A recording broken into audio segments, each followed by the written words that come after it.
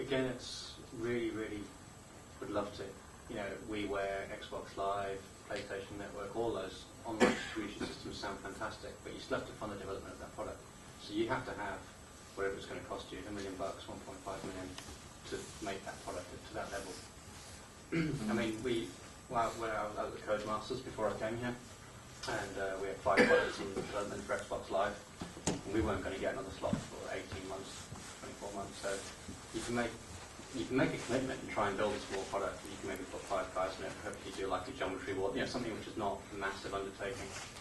And if the gatekeepers like it, maybe they'll squeeze you a slot. And I'm not sure that there's, for a developer again, where you have a requirement to pay your staff and your rent and all your overheads, it's difficult to commit a lot of resources to something which you can't guarantee you're going to be able to put the product out there. It's definitely, it would be fantastic to do it. Yeah, I think those new distribution channels are an exceptionally good thing for the industry. It sort of depends how well they fit with your own business model. For a company like Tantalus, as Andrei was saying, it's not a particularly good fit for us right at the moment. But certainly for a small independent team, that's got to be a godsend. And I mean the pipe for something like Xbox Live Arcade particularly is pretty narrow to try to things onto that, and that's something that you'd need to foster a relationship with the gatekeepers of Microsoft, something like that. Steam, I imagine, is probably a little bit more open than that. They seem to be pushing through a little bit more content. But there are enormous opportunities there to get around. I mean, the publisher, we tend to sometimes say bad things about publishers, but they're actually really important to us because they fulfill a number of roles, one of which is that they fund development, another of which is that they distribute and market a game and so on. And sort of, you might find that you can take away the function of distribution and marketing if you kind of go through one of these other channels, but you still need to fund development. And also, that's something that there's very little money out there that doesn't come with strings attached to it and without some expectation of a reasonable risk-reward scenario. So I mean, it's not as if, unless you're prepared to do it off your own bat for the love of it, you still do have to answer those questions. So the distribution is only one half of that puzzle. This is where the thing about working smart comes in, using better tools, better middleware, better everything. I mean, Unreal has a Xbox Live version, Gamebryo has a Xbox Live version. They're all doing these mini versions of their engines. It does opening it up to smaller teams, but I think with any of these situations, it is a risk, and you've got to go, well, look, here's a year's worth of wages and it's in a bank account, we are going to spend it, and we just have to accept that we could lose all of it. And a developer with a lot of people on their books can't really risk that unless they're being quite profitable either in licensed product or either original IP in traditional channels. I mean, right now that's still where our bread's buttered. It's actually getting boxes on shelves. Yeah, you can see how it starts, the safe option starts to look really, really nice. When you're thinking about the sort of the futures of, if everybody on your staff, and you want to obviously retain talent as much as you can, sometimes you can't take that much of a risk if you're living sort of on a, not exactly hand to mouth, but, developers can get broken on sort of by one sort of, one flop. If they have something, one thing that doesn't work, it can just kind of scupper a whole team, a whole development studio even. And it used to happen a lot in the UK. I'm sure you might remember that, Andrei, as well. That quite often, developers would just kind of sink without trace.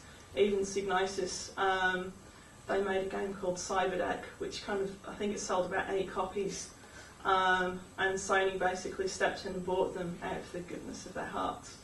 But it is a scary time for developers to go through, and to some extent, even when you I think when I've sort of found places to work, I've been conscious of the sort of risks that the management is willing to take.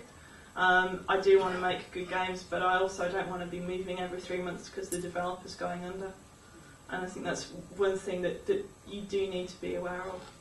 And the other thing, obviously, this is all the stuff's new, and it might work. For instance, Gamecock, is that their new name? With the trying to take the sort of film idea of funding, which people have been talking about for 20 years. That we should do the small studios, raise some funding, develop a product, make a new company, split the profits, all those things. We still don't do it. We still suck at the teeth of the publisher. If that kind of funding system can be proven to work and that investment people can actually see a return, then maybe small companies can go there. But I think they did quite well on Stubbs the Zombie. Wide Load Games, Alex Sorokin was basically had a very small core team and a lot of freelancers. But he also had a huge part of money in his pocket when he's died. Yeah, that's true. Yeah, he sold Bungie to Microsoft, so even if he didn't get any funding, he was still making that game. You know. All right. I just want to kind of ask each of the panelists to kind of sum up their ideas about why they're still in the industry very quickly, because we're just about to run out of time. So just in a couple of sentences, why are you still here? I think Dave should reset it. I mean, look, most jobs I can imagine for me are 10% interesting and 90% dull. Games industry is maybe 25% interesting and 75% dull. And I actually do. For me, it's not getting the product on the shelf. It's not seeing the box there. I actually love the process. That's the thing. I love solving problems.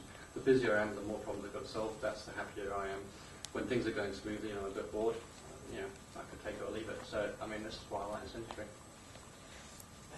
Well, for me, it's pretty simple. I get up in the morning and I get to go somewhere awesome and do awesome shit with awesome people. And it's and if I do it well one day, and we all do it well one day, then there's that opportunity that we might do something incredible that people will sit up and take notice of. And that's, I mean, it's not something that exists in many other fields, if any. And I can't imagine where I'd rather be. Oh, what they said. Yeah, basically, I love to be able to go in and then sort of have the technical challenges and figure something out, and go home at the end of the day and say, well, I solved that. No one else figured that out, but I did it. And it's such a creative industry compared to a lot of other industries, and it is kind of there's still a lot of rubbish that goes along with it, but I think that the good creative points and the good bits of the industry so much outweigh the bad points. Otherwise, I would have left 14.5 years ago. All right, thanks Andrei, thanks David, thanks Eve. Stick around for the final keynote by Robert J. Spencer.